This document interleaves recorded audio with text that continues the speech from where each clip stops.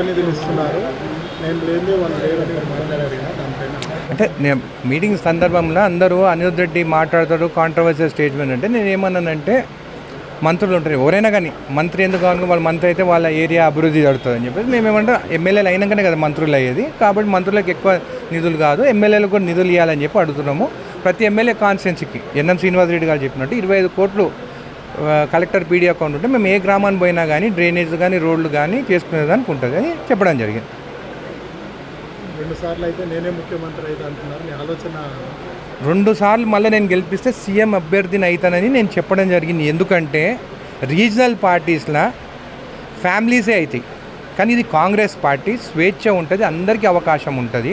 అందుకే జడ్చల నియోజకవర్గం ఇప్పుడు మీరు చూడండి కొడంగల్ ఎంత బాగా డెవలప్ అవుతుంది, వాళ్ళు రేవంత్ రెడ్డి గారిని గెలిపించుకోవడానికి ఎంత మంచి డెవలప్ అవుతుంది. అట్లనే ఇంకా 2 సార్లు ఇప్పుడు నేను ఫస్ట్ టైం ఎమ్మెల్యేని ఇంకా 2 సార్లు గెలిపిస్తే ఇది కాంగ్రెస్ పార్టీ ఎవరికైనా ఛాన్స్ ఉంటుంది. మా ఫిషరీస్ చైర్మన్ ఉండే అప్పుడు అందరూ ఉంటే బీసీ కానీ ఎస్సీ కానీ ఎస్టీ కానీ ఎవరైనా కానీ మంచి అభివృద్ధి 2 సార్లు 3 సార్లు గెలిస్తే కాంగ్రెస్ పార్టీలో అవకాశం ఉంటుంది.